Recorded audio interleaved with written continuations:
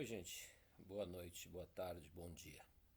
Eu vou apresentar um pouquinho para vocês o trabalho que a gente está fazendo nesse mês de setembro, nessa reta final, né? Se encaminhando aí para o Enem, no campo de atualidades. Aí um monte de coisas importantes que vem acontecendo, apesar que hoje, especialmente, a gente tem uma coisa que chama muita atenção, que é esse conflito brutal, violento, assustador, mais uma vez, né, entre o Hamas, na faixa de Gaza ali, né, e Israel. E isso nos remete a um tema clássico, a um tema sempre presente, que é esse conflito histórico, desde a criação, né, do Estado de Israel, em 1947, a Primeira Guerra 48. Enfim, que nos últimos tempos vem ficando mais grave, é uma história longa, densa, que sempre aparece. E aí a temática do Oriente Médio, esse conflito, ele, de certa forma, ele se articula com várias situações, se articula com o Irã, se articula com a Síria, obviamente com interesses norte-americanos, o próprio projeto sionista do Estado de Israel. A gente vai falar um pouco disso, mas não necessariamente nesse vídeo. Bom, coisas que aconteceram nos últimos dias, né? Que chamaram bastante atenção. O julgamento de bolsonaristas no STF. Muita piada, muita brincadeira, né? O nível dos advogados, advogado que confundiu Maquiavel com o Pequeno Príncipe é tragicômico, né? A viagem do Lula para a ONU, o encontro com o Biden, a questão da articulação aí de um projeto de valorização dos sindicatos, de regulamentação do trabalho nesse mundo que a gente chama, né? Muita gente dá essa expressão de capitalismo de plataforma, né? A questão do aquecimento global, questão da ministra Rosa Weber de saída do STF pautou a questão do aborto, uma questão que se articula politicamente, se articula socialmente, com várias coisas, e isso assanha, vamos dizer assim, a extrema-direita, né? Discurso ligado aí a grupos religiosos mais conservadores, a tragédia, né, do assassinato, não dá para falar outra coisa, dessa menina, acho que 3 anos a menina, né, por agentes da polícia rodoviária que atiraram no carro, uma história suco de Brasil, né? Enfim, e esse caso também dos alunos da Faculdade de Medicina da Universidade de Santo Amaro, também articula alguns temas aí que a gente vai passar rápido e vamos ver se no final a gente consegue fazer pelo menos um dos exercícios, né? Espero que esse trabalho possa, né, possa ter utilidade aí como repertório, como organização aí de alguma crítica, de uma reflexão e de fornecimento de conteúdo também, né? Bom, vamos lá. O primeiro que eu queria chamar a atenção de vocês é sobre essa questão do aborto e aí pensar a questão da posição do Brasil em relação a isso. É um tema que estava, vamos dizer, guardado no forno lá do judiciário há bastante tempo e a Rosa Weber pautou e agora isso vai dar um andamento. É óbvio, gente, de novo, importante lembrar que a gente sempre fala que essa prova do Enem é uma prova pautada dentro da filosofia, da concepção do Estado laico e da Constituição brasileira. Esse debate vai aparecer. Eu não apostaria que isso possa aparecer, por exemplo, no Enem, como um tema de redação, mas alguma coisa em relação. Talvez na Unicamp, que é uma prova, vamos dizer, progressista e corajosa, né? Bom, o argumento óbvio, né? Independente de ser legal ou regulamentado ou não, o aborto acontece. Independente se essa ou aquela religião não concorda. E aí tem todo um debate científico sobre a partir de qual momento se concebe que aquele feto fecundado, ele realmente podemos considerar que aquilo ali já é um ser humano, né? E aí a pauta, né, da ministra Rosa Weber aí a descriminalização até 12 semanas, que é uma referência que acontece em vários países do mundo. Depois acho que está aqui um mapinha sobre isso, né? Em algum momento a gente volta, por exemplo, só retomando esse tema, né? A questão Argentina, há 2 anos e pouco, foi um movimento político muito importante na Argentina. A Argentina é um país conservador, um país católico, vizinho nosso aqui, regulamenta e se coloca numa linha semelhante às maiores democracias do mundo, do hemisfério norte principalmente, né? Bom, outra coisa, a questão da expulsão desses alunos. Eu sempre digo, gente, que o Enem, uma das facetas do Enem, inclusive isso está na matriz de referência, é falar sobre a própria educação, né? Bom, e aí algo que nos chama a atenção do ponto de vista sociológico, filosófico, histórico, né?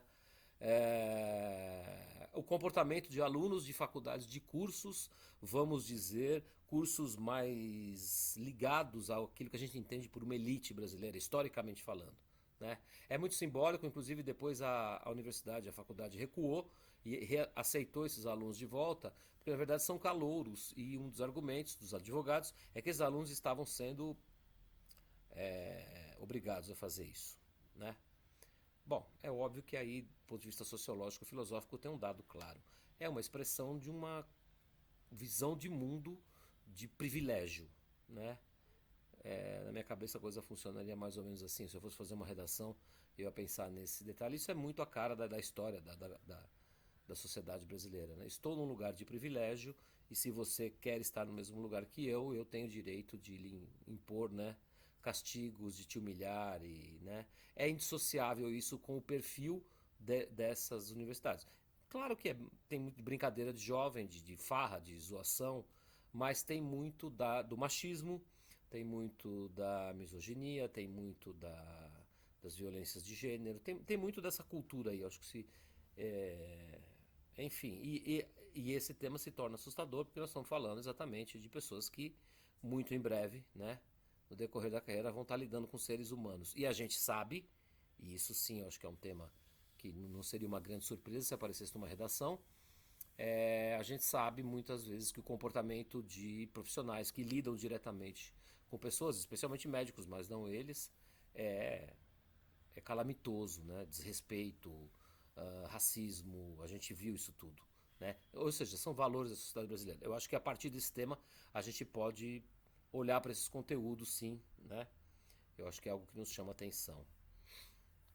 Bom, outra coisa importantíssima também que acontece esse dia é a votação no STF, que acabou dando maioria, larga maioria, para rejeitar esse argumento trazido à discussão, o chamado marco temporal. Né? Em algum momento se cria isso, a partir da fala de um ex-ministro do Supremo, como se fosse um, um conteúdo de valor em si, mas na verdade não é.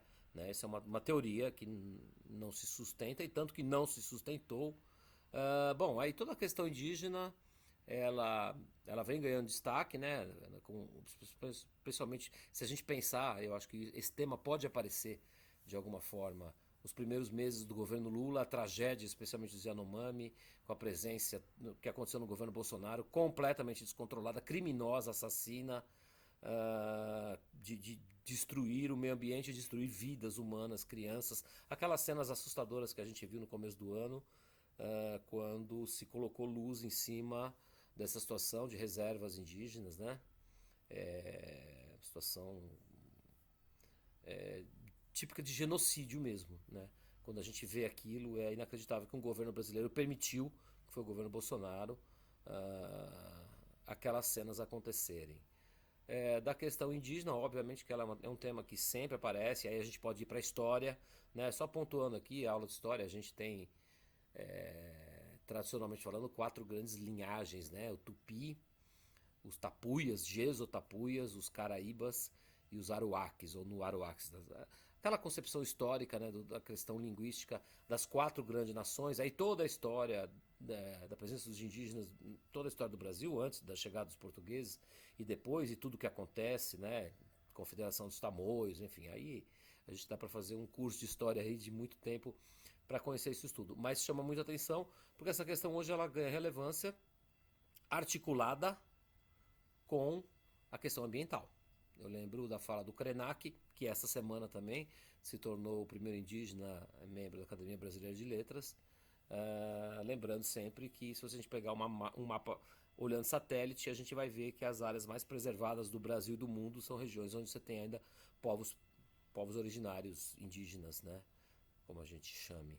Enfim, esse é um tema também que nos chama bastante atenção, para problematizar. Tá aí, né, de novo, a página do STF. O STF derruba a tese do marco temporal, apesar da grita, e logo na sequência, como exemplo desse conflito institucional que a gente não sai mais dele, né, desde 2016, parece que a gente não sai mais disso, uma extrema-direita extremamente belicosa, vamos dizer assim, institucionalmente falando. Na sequência, praticamente na mesma semana, eles aprovam a lei do marco temporal, que agora vai para a mão do Executivo, do presidente Lula, tudo indica que vai vetar. O próprio STF vai em algum momento declarar essa lei inconstitucional. A típica birra ou picuinha, né, como vocês preferirem. Atenção para esse tema. Bom, junto com isso, a gente é brindado, né, por essa onda de calor, esse clima que tem a ver com ciclone. E aí, assim, né, pontuando que a gente está vendo um ano de El Niño, a gente está sentindo, não tem mais um ser humano em sã consciência que possa dizer que a gente está vendo algo normal, né? O clima nunca foi normal, o clima sempre, desde que a Terra existe, o clima está sempre em transformação, mas a gente está vendo situações extremamente graves se repetirem com uma intensidade que não era padrão até muito pouco tempo atrás. É isso que eu queria chamar a atenção. Bom, só pontuando o que é o El Niño que a gente está vivendo. É aquecimento das águas do Pacífico que acaba influenciando em todo o continente, na verdade em todo o planeta, mas o aumento da temperatura no centro-norte brasileiro, em todo o território brasileiro, acaba causando o quê? O que a gente está vendo agora. Uma incidência muito maior de chuvas da região sul, porque a frente fria, quando vem, né, a massa polar atlântica, que traz umidade, né, ar frio congelado, ela encontra uma quantidade não usual, vamos dizer assim, de calor já na região sul brasileira, o que acaba aumentando muito o índice de chuva. E, por outro lado, o que a gente está vendo na Amazônia, em outras regiões, o aumento da seca, porque essa umidade que era distribuída por todo o território brasileiro acaba se concentrando toda no sul, porque ela encontra o calor numa intensidade muito maior, ela acaba chovendo tudo lá. E esse ciclone, todo mundo viu a situação do Rio Grande do Sul, né? De uma gravidade humana, de uma tragédia sem tamanho, né? Esse é um tema também que é um capítulo do Enem. O Enem adora essa situação, então vamos se informar, vamos se envolver bastante com isso, né? Tá aí, né? Recordes em cima de recordes, situações. Não. São Paulo essa semana, o Brasil inteiro, mas aqui em São Paulo, que eu moro aqui, São Paulo foi uma coisa realmente inacreditável, né? Você estava em Manaus. Tá aí, né? Tem esse tema do Jornal da Unesp, explicando a questão do El Niño. Eu acho bom a gente dar uma lida, dar uma exercitada, vou mandar umas questões também para vocês, tá? E sem esquecer que, obviamente, é um drama que é humano, né? Porque pessoas morrem, pessoas perdem tudo, pessoas morrem de calor, pessoas morrem pelos desastres naturais, desastres ambientais, a gente está vendo isso. E a gente viu isso no começo do ano em São Sebastião, né? E, enfim, tragédias anunciadas e que se repetem, repetem, repetem sem parar, né? Nem acabamos de ver. Essa é uma matéria que a gente fez ano passado, mas isso é rotina, né? Agora todo ano a gente está vendo isso. A gente, todo dia em algum lugar do mundo, você tem eventos trágicos, catastróficos que têm a ver com esse novo normal, vamos dizer assim, né? Seja no hemisfério norte e agora aqui no hemisfério sul. Bom, Setembro Amarelo, outro tema que nos chama atenção, também é um tema que aparece bastante aí para Enem, questão de distúrbios do século XXI. A gente falava aqui depressão e problemas da alma, vamos dizer assim, era o mal do século passado, do século XX, o meu século que eu nasci, né? Se era do 20, também continua no 21, numa intensidade talvez até maior.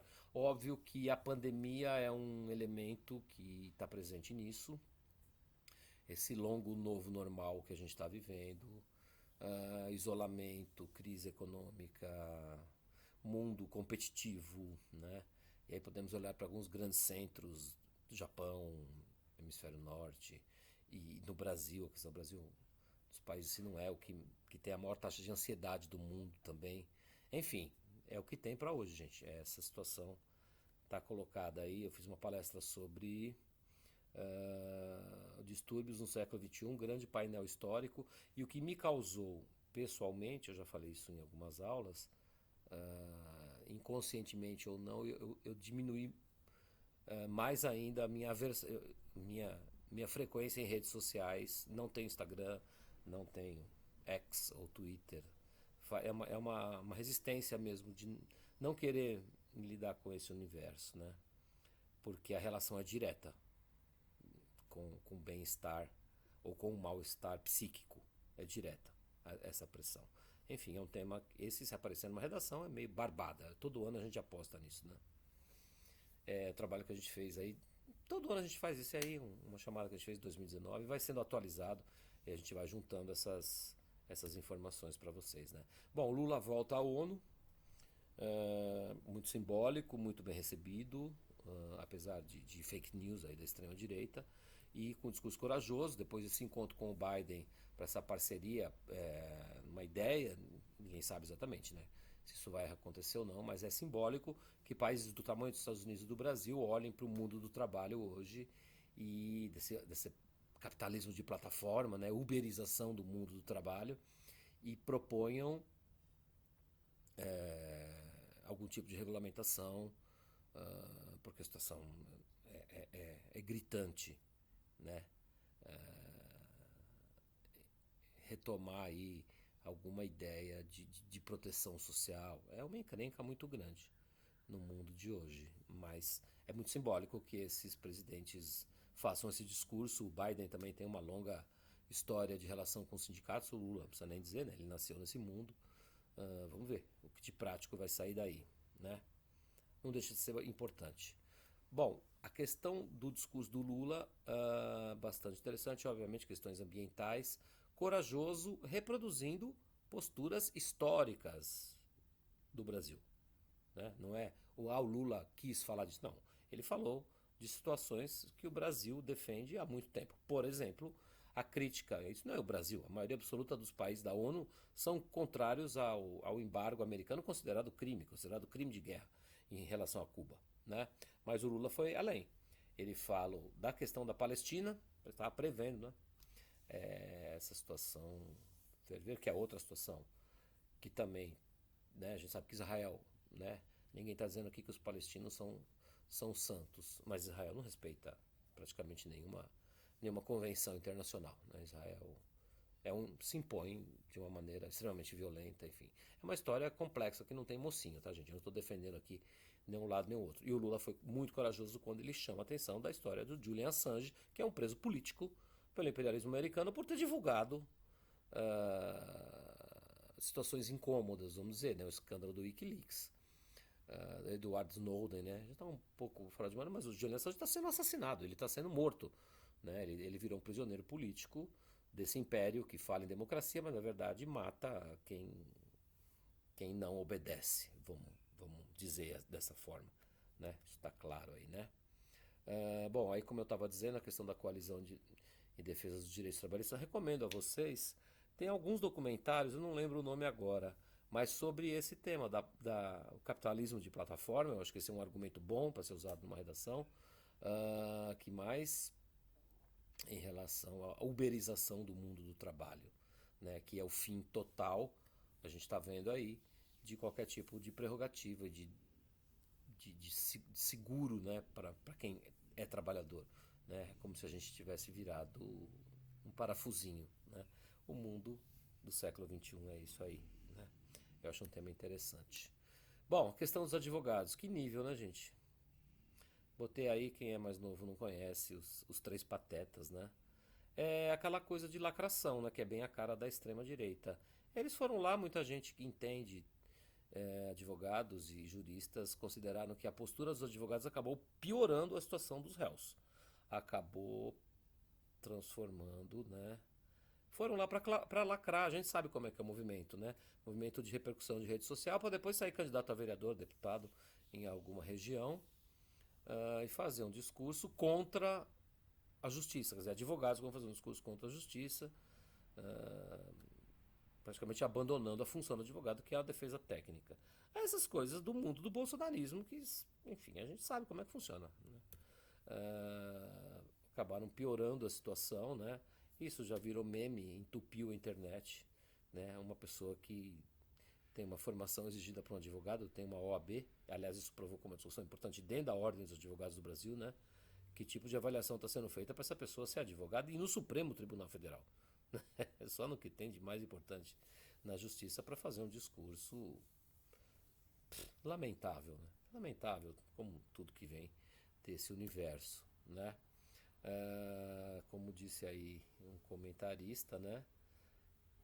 Falaram mais de si mesmo do que da questão técnica dos seus réus, dos seus clientes. E vergonha só passa quem tem também, né? Vamos dizer assim, né? Até uma piadinha que apareceu aí, o argumento da. Isso aqui era para estar lá em cima, né? O argumento da questão do aborto da Rosa Weber, né?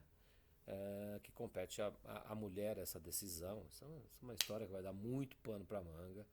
Grupos religiosos, grupos ligados à extrema-direita vão aproveitar esse tema, como é tradicional, para causar bastante, enfim, um tema que pode aparecer, né? Aquilo que eu falei para vocês no começo da conversa foi 2020, se eu não me engano, a Argentina consegue essa aprovação. Uma coisa importante usar como argumento, né? Acho que ninguém em sã consciência, existe de tudo nesse mundo, mas ninguém tem prazer em fazer um aborto, né? O aborto é uma questão de saúde pública, porque estatisticamente mulheres fazem aborto, né? A igreja gostando ou não. E assim como algumas outras situações, não é ter uma lei ameaçando de prender, que você vai evitar que isso aconteça. Isso é de uma. Não é infantilidade, mas é de uma vulgaridade. É o tipo de argumento que não para em pé, né? É um tipo de argumento que não para em pé e que desvincula para o campo moral questões que são mais complexas do que um discursinho de porta de igreja, né? Mas enfim, o mundo. E a gente tem essa onda conservadora, uma força enorme, tem a ver com a crise que a gente vive. Isso não é novo na história. Ondas conservadoras, momentos de crise, discursos de exceção, de tirar direitos de grupos, ditas minorias. Isso é uma tradição. Quando vem uma crise, né, você ataca os vulneráveis. Atacar os vulneráveis é uma característica do fascismo. Humberto Eco nos lembra isso e outros teóricos importantes, né? Então é um momento complicado para essa discussão no Brasil, mas é de batalhas que se vive a vida, né? Aí o mapa não está totalmente atualizado, até a Argentina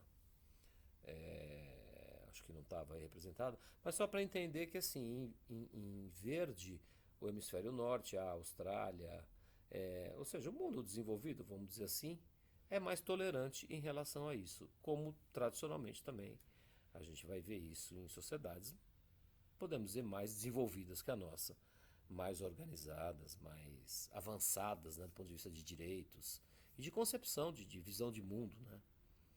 Não sei se tem bancada evangélica na Noruega, não sei, talvez não, talvez tenha alguns, né? Mas esse extremismo está crescendo no mundo inteiro, mas enfim, é isso, né? Bom, quase que finalizando, obviamente, é tanta coisa importante, né? Mas o depoimento do tenente-coronel Mauro Cid, ajudante de ordens do Bolsonaro, sacudiu as estruturas da República, e revelou um desejo, uma reunião, aonde o Bolsonaro teria proposto aos chefes militares um golpe, a possibilidade de uma intervenção, né, no processo eleitoral, no processo que o levou à derrota, né, ou depois da sua derrota, para impedir a posse do novo presidente, o presidente Lula, eleito democraticamente, e que teria tido aval da Marinha, do ministro da Marinha, e que só não foi em frente porque as outras duas forças, a Aeronáutica e o Exército, especialmente o Exército, mas a Aeronáutica também, se colocaram contra. Tem até notícias de que o general avisou ao Bolsonaro de que se esse plano fosse à frente, o general teria que prendê-lo, né? E aí a coisa não andou. Bom, isso é mais um item no gabarito aí de Código Penal, né? Isso é crime previsto, né? Tramar golpe de Estado é crime, né? E desse trabalho que a gente fez em aula, que eu queria chamar a atenção de vocês, é olhar para a natureza histórica. Você pensando sempre como historiador, a natureza histórica do Exército Brasileiro, né, que nos remete ao positivismo lá do século XIX, o ideal de salvação da nação. O que mais tem na história do Brasil são golpes, em 1930. É uma pergunta, acho que da GV, de um tempo atrás, se eu não me engano.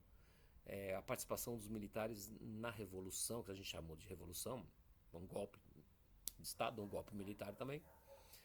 Não que a República Velha fosse grande coisa, mas assim, é assim que essa história do Brasil se processa.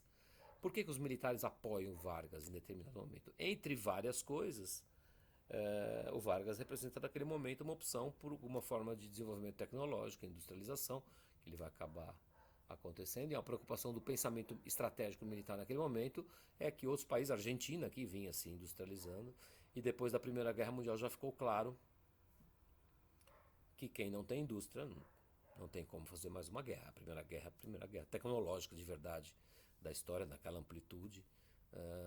Enfim, existem sempre essas questões. E todo o golpismo dos militares, depois a gente pode pensar a visão de mundo da ditadura de 64, né? Isso está muito presente na cabeça do Bolsonaro e de muitos militares brasileiros, como se o tempo não tivesse passado, né? O comunismo, livrar o Brasil do comunismo. Filosoficamente hoje não dá nem para falar que é a China, mas é comunista, né? Mas enfim, a gente sabe como é que essas coisas operam e apelo no imaginário popular, né? Enfim, esses temas estão colocados aí para serem problematizados, tá? Enfim, aquilo que eu acabei de dizer para vocês, Mauro Cid, tá? A gente fez um trabalho já nos últimos tempos, pensando Trump, pensando Bolsonaro, aí a questão da invasão do Capitólio, né? Vou deixar todos os links desse material aí, né? Um dado interessante de uma matéria que eu vi de uma fonte europeia, que hoje é mais fácil você ser neonazista nos Estados Unidos do que na Alemanha, né? E aí pensando tudo o que aconteceu no Brasil, já teve questões do Enem, eu vou ver se eu acho essa questão para botar nos links aí para vocês, a questão do Enem que articula a questão da divisão dos poderes e o que aconteceu na Lava Jato, que era uma forma de você, de alguma forma, corroer o judiciário, né? Na verdade, essa ideia... A gente vive esse pleito, esse momento histórico de corrosão das democracias, né? Até pouco tempo atrás, acho que era inimaginável uma pessoa como Trump e tudo o que aconteceu recentemente nos Estados Unidos, e era meio carta marcada de que isso iria acontecer no Brasil também. A gente só não sabia o dia, mas que ia acontecer, ia. E não deu outra, né? Foi uma tentativa, a gente fala que é um golpe tabajara. Enfim, eu vou deixar os links, inclusive com algumas questões. Espero que essa conversa tenha ajudado, né? Tenha, tenha feito pensar alguma coisa, como a gente pode problematizar esses assuntos todos, né? Que é o que a gente faz nessa aula de atualidades. Vou deixar os links para vocês aí, valeu?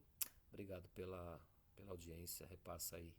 Bom estudo, boa sorte, tá chegando a hora, valeu? Até mais.